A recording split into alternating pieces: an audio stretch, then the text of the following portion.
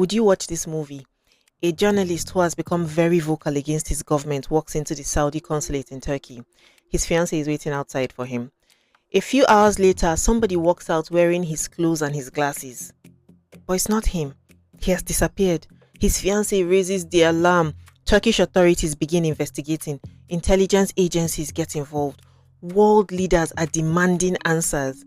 And the man at the center of all of this is never seen alive again. Would you watch the movie? What if I told you that this was not a movie? This is the story of Jamal Khashoggi. By 2018, Jamal Khashoggi was living in the United States. He hadn't been forced out of Saudi Arabia, but he no longer felt comfortable there. There were restrictions being tightened, and more critics found themselves being silenced. So Khashoggi chose to live abroad. Many people described it as self-exile. From America, he continued writing articles for the Washington Post that were read all around the world. Journalism was nothing new to him. He had spent decades working as a reporter, an editor, political commentator. He had interviewed princes, government officials, some of the most influential people in the Middle East. In fact, years earlier, he had interviewed Osama bin Laden multiple times, but this was before 9/11, before the manhunt, before he became the most wanted man in the world, okay? The two men knew each other personally, and Khashoggi would later say that he tried to persuade Osama bin Laden to abandon violence. If you look back at Khashoggi's life, he seemed to have a front row seat to some of the biggest stories in modern Middle Eastern history. But politics was not the reason that he was in Istanbul. Love was. He had fallen in love with a Turkish researcher named Hatice Cengiz, and the couple were planning to get married. For that to happen, Khashoggi needed documents from Saudi Arabia proving that he was divorced from his previous wife. Now, to get those documents, he would need to visit the Saudi consulate in Istanbul. On September 28, 2018, he walked into the consulate for the first time. The staff were polite. They told him that the paperwork would not be ready today, and they told him to return a few days later. So he made another appointment for October 2nd to come back and get the documents. On the 2nd of October, Khashoggi arrived at the Saudi consulate with Hatice Cengiz. She waited outside while he went in. This visit was supposed to be quick. He was simply collecting documents that were needed for the wedding, that's all. At 1:14 p.m., CCTV cameras captured Jamal walking into the Saudi consulate. That would be the last confirmed sighting of him alive. Hatice waited outside for Jamal. He seemed to be taking a bit longer than usual, so she waited, waited, and she couldn't even call him because before entering the consulate, Khashoggi had handed her his phones. Then 3:30 p.m. came. That's when she really started panicking. Before going into the consulate, right, Khashoggi had told her, he gave her strict instructions. If anything happened to me, contact my friend. His friend was called Yasin Aktay, and he was a senior advisor to the Turkish president. At the time, it just felt like a precaution. He just had a feeling. Now it felt like something else. So she made the call. By evening, people were asking a question that should have had a very simple answer. Where was Jamal Khashoggi? Saudi officials insisted that there was nothing to worry about. According to them, Khashoggi had already left the consulate through a back exit. But Hatice had been standing outside for hours and she hadn't seen him leave. Why would he leave without her? And if he really walked out of that building, there should have been some sign of where he went next. Instead, it looked as if he had just vanished. Throughout all of this, Saudi officials stuck to the same story. Jamal Khashoggi had left the consulate, but investigators were now reviewing security footage, around the area. And what they found only created more questions. Okay, so at some point that afternoon, a man was seen leaving the consulate wearing clothes that appeared to belong to Khashoggi. The same style of jacket, the same glasses. At first glance, it looked promising. Maybe the Saudi officials were right. Maybe Khashoggi really had left.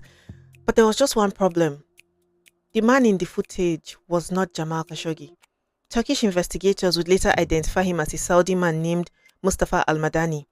According to investigators, Madani had changed into Khashoggi's clothes after Khashoggi had entered the building. Then he had walked out, trying to copy the way Khashoggi walked, dressed like him. If Jamal Khashoggi had already left the consulate, why did they need somebody else to dress up as him? This footage did not answer any questions. It made everything worse. Then they found out that the Saudi consulate employees had been told to take the rest of the day off after Khashoggi went in. That was a very troubling detail. So investigators started pulling at every thread that they could find. Flight bookings, hotel bookings, security footage, everything. Before long, a strange picture started to emerge. On the very same day that Jamal Khashoggi disappeared, a team of 15 Saudi men had arrived in Istanbul. Some arrived on private jets, others came on commercial flights. Many of them only stayed in the city for a few hours before heading back out again. That was very unusual. Then investigators found out that among these 15 men was a forensic specialist, a man whose work involved autopsies, forensic examinations. So his job was basically working on dead bodies. Why was he here, all the way from Saudi Arabia? By this point, Turkish investigators no longer believed that they were dealing with a missing person. They believed that they were investigating a murder. The question was, what happened inside the consulate after Jamal walked through the door? According to Turkish prosecutors, Khashoggi was killed shortly after entering the building. Investigators believed that he was taken to an office inside the consulate where those 15 men, confronted him. Exactly what was said remains unclear, but there are some reports based on transcripts, okay, that were reviewed by the Turkish authorities. Khashoggi was told that he would be returning to Saudi Arabia. He refused. What happened next has been described differently by different sources. But the conclusion is that he was killed by strangulation inside of the consulate, and his death had been planned in advance. Anyway, according to Turkish prosecutors, Khashoggi's body was dismembered and his remains were removed from the consulate after his death. And this is where it becomes very, very frustrating, because Khashoggi's body was never found. Despite years of investigations, searches, international pressure, his body was never found. Think about that. This is one of the most famous murder cases in modern history, one of the most investigated, one of the most discussed, and nobody outside of those that were directly involved knows what happened to his remains. As pressure mounted, Saudi Arabia's explanation started changing. At first, they said Jamal Khashoggi had left the consulate. Then later, they acknowledged that, okay, he had died inside the building. Later, they said, okay, no, he died during a fight in the building. And they said, wait, that team of 15 men had been sent to persuade him to return to Saudi Arabia and that things had gone wrong. People wanted to know who was behind it. And that was when attention turned to Mohammed bin Salman, MBS. He was the crown prince of Saudi Arabia and one of the most powerful people in the country. Saudi Arabia has consistently denied that Mohammed bin Salman ordered the killing, but several investigations have reached a conclusion that points to him.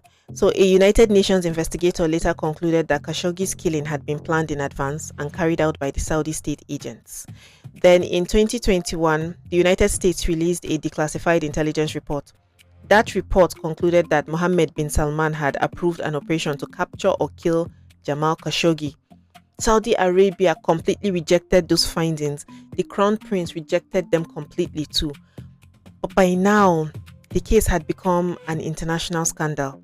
Governments around the world condemned the killing. Several Saudi officials were hit with sanctions, travel restrictions, and what had started as the disappearance of one journalist turned into a diplomatic crisis. Saudi Arabia eventually put several people on trial over Khashoggi's death. Some received prison sentences. But while the arguments about responsibility continue to this day, one thing has never changed. Khashoggi's body was never found. Hatice, his fiancée, became one of the most visible faces of the campaign for justice for Jamal Khashoggi. After raising the alarm outside when he failed to leave the consulate, she spent years speaking publicly about the case, giving interviews around the world, meeting political leaders, pushing for accountability. They never got a chance to get married. To this day, many people still believe that the actual person responsible for giving the order has not been punished. Thank you so much for watching this video. If you enjoy stories like this, please don't forget to follow me. I tell these stories all the time on all my social media. Thanks.